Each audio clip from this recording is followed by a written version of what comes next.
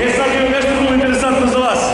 Prva srpkinja koja je ušla u NBA, prva srpkinja koja je došla sa zlatom ovde kod nas u Kragujevac i koja će nas predstavljati na olimpijadi. Nasta Jelena!